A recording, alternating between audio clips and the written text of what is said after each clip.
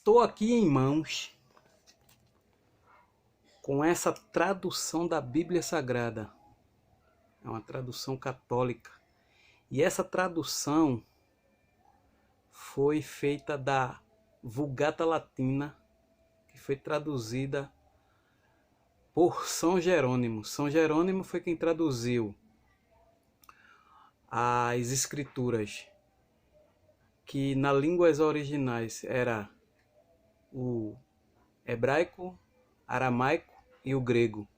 E ele traduziu essas mesmas escrituras para o latim e ficou conhecida como Vulgata Latina. Nessa Bíblia aqui consta um histórico de como as escrituras originais passaram a ser traduzidas. Ou seja, havia as escrituras originais, aquelas que vieram da boca dos profetas e escritas por algum escriba, ou vieram da mão do próprio profeta ou do próprio Moisés, no caso do Pentateuco. E nesses escritos originais, quando eu falo originais, é verdadeiramente originais, não me refiro a cópias, constava o nome do Eterno, o Yod-He, Vav-He, que transliterado para nosso alfabeto significa YHWH. Eu vou ler para vocês o que diz esse resumo histórico, ok? Quase todos os livros do Antigo Testamento foram escritos em hebraico. O aramaico é o idioma original de fragmentos do Antigo Testamento. O exemplo disso está em Daniel 2, Esdras 4, 8 e 6, e 18, 7, 12, 26, Jeremias 10 e 11. E no Novo Testamento de todos os evangelhos de Mateus. O grego foi usado para o livro da sabedoria, Macabeus, segundo e todo o Novo Testamento, com exceção do livro de Mateus. Então, está aqui uma prova que o livro de Mateus, originalmente ele foi escrito em hebraico. Versão dos 70 e Vulgata Latina. Aqui ele vai explicar como surgiu essas versões. Até fins do século IV, conhecia-se da Bíblia a chamada versão dos 70, abre parênteses, também chamada de Septuaginta, e que se representa pelos algarismos romanos LXX, assim denominada porque foi confiada por Ptolomeu II Filadelfo no ano de 309 a 345 a.C., ou antes do Messias, rei do Egito, a 72 rabinos, 6 de cada tribo, que a realizaram entre os anos de 285 a 247 antes do Messias, na ilha de Faros, perto de Alexandria. Então foi confiada a 72 rabinos judeus, hebreus, a tradução dos originais, da língua original, para o grego. E essa versão ficou conhecida como Septuaginta.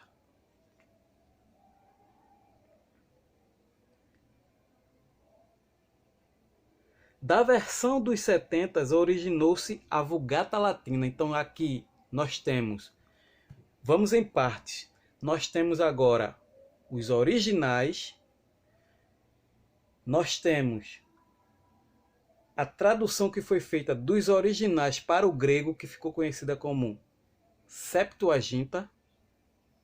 Agora nós temos a tradução da Septuaginta para a Vulgata Latina. E quem fez essa tradução? Está aqui o pai da criança. Esse aqui é o pai da criança. São Jerônimo, o tradutor da Bíblia, que traduziu da Septuaginta para o latim. E essa tradução ficou conhecida como Vulgata Latina. E a prova está aqui, ó, no resumo histórico.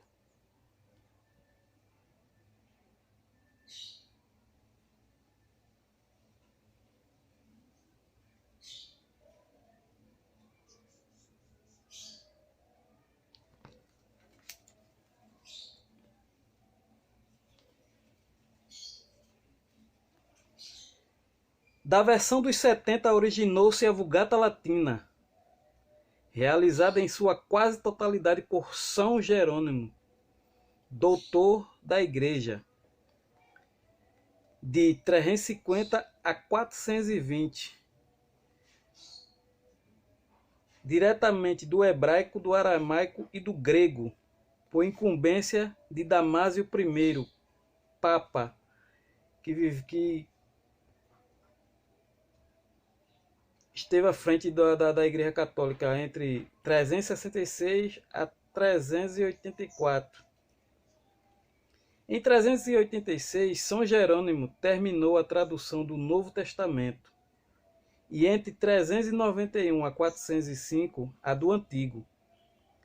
Em 1592, o Papa Clemente VIII mandou fazer uma revisão da Vulgata, e esse texto revisto é hoje de uso oficial da Igreja Latina.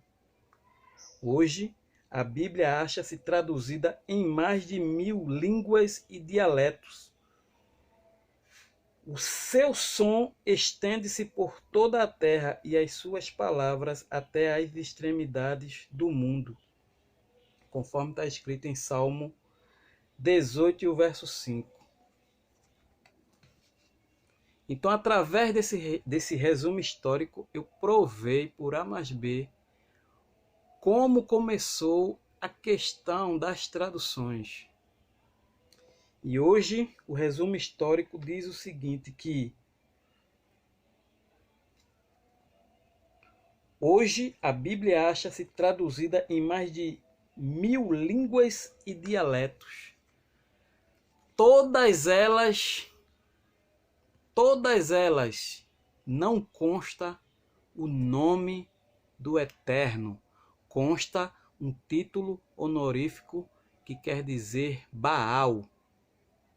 Senhor quer dizer Baal.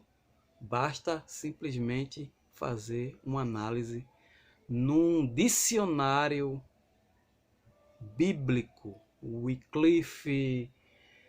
Temos aqui também o dicionário da Bíblia Almeida. Aqui. Dicionário.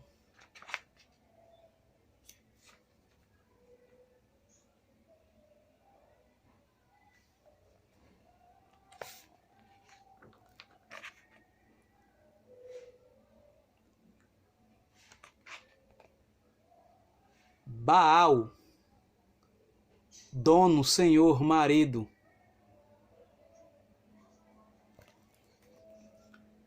Dependendo do contexto que esse título está sendo empregado, você está dando honra a Baal. Entenda bem, dependendo do contexto em que essas palavras estão empregadas nessas traduções, Porque vai haver momento em que verdadeiramente se está se referindo a marido, dono. Porém, vai haver momento em que o nome, aonde era para constar o nome do Eterno, consta esse título honorífico, que quer dizer Baal, que quer dizer Senhor, dono, marido. Essa é a verdade, gente. Depois das traduções, depois que traduziram, blasfemaram o nome do Eterno. Em qualquer tradução, os nomes não podem ser modificados. Nós temos aqui, ó, porque em Cristo morreu, do escritor John Owen. Perceba que o nome do escritor permaneceu o mesmo. Esse livro foi traduzido.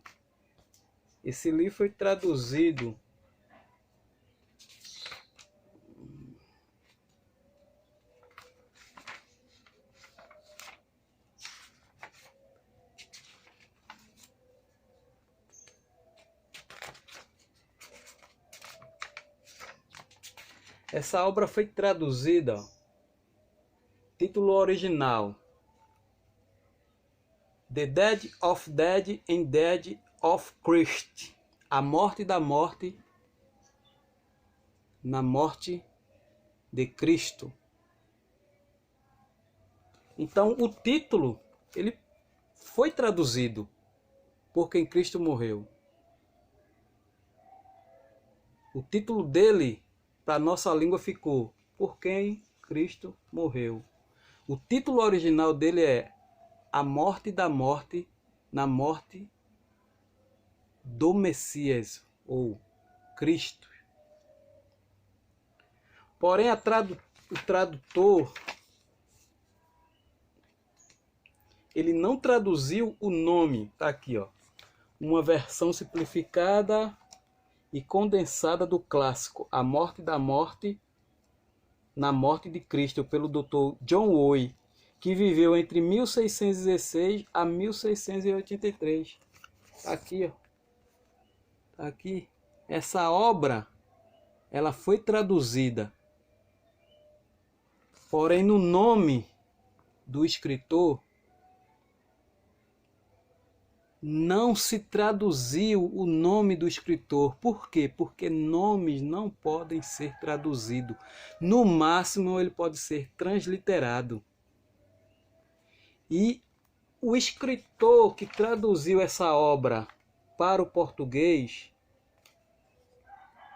de maneira alguma, ele traduziu o nome do escritor. O Dr. John Owen é o escritor dessa obra literária. Então, os tradutores portugueses não traduziram o nome do autor. John, todos nós sabemos que é João, mas ele não traduziu, porque John vai ser John aqui, vai ser John nos Estados Unidos, vai ser John no México, vai ser John na Espanha, vai ser John em qualquer parte desse mundo. Eu lembro que no ano de 2014, na Copa das Confederações, se não me falha a memória, final Argentina e Brasil. Eu sei que eu posso estar equivocado. Eu sei que foi numa Copa em que a Argentina ela ficou em segundo lugar e o melhor jogador foi Lionel Messi. Então, ao entregar a chuteira de melhor jogador para o Lionel Messi, o locutor que estava falando em inglês, ele fala todas as palavras em inglês, mas quando chega na questão do nome do jogador, ele fala claramente Lionel Messi, porque este é o nome dele. Não pode ser traduzido, nomes não podem ser traduzidos. Qualquer professor de português sabe disso, que nome não pode ser traduzido. Meu nome é Adenilson Simões, vai ser Adenilson Simões no Brasil, nos Estados Unidos, no Japão, na China, na Europa, em qualquer lugar o meu nome vai ser Adenilson Simões. Não pode ser traduzido. Muitas pessoas vão falar, vamos dizer, um americano, ele vai falar Adenilson Simões, vai falar arrastado, mas vai pronunciar o meu nome. Aí é uma questão de linguagem. Entendeu? Então, foi isso que aconteceu. Ao traduzir as escrituras da língua original, que era o hebraico e o aramaico, para o grego, houve essa alteração. Retiraram os nomes originais e traduziram esses nomes. Retiraram o nome do Eterno. Houve uma blasfêmia. O que é blasfêmia? É colocar algo falso no lugar do que é verdadeiro. É querer colocar-se no lugar de. Então, retiraram o nome do Eterno, que é o tetagrama sagrado, o Yod-He-Vav-He, que transliterado para a nossa língua, no nosso alfabeto é o YHWH, YHWH, e acrescentaram esse título honorífico que dá honra a Baal. Examinai tudo e retenha o que for bom.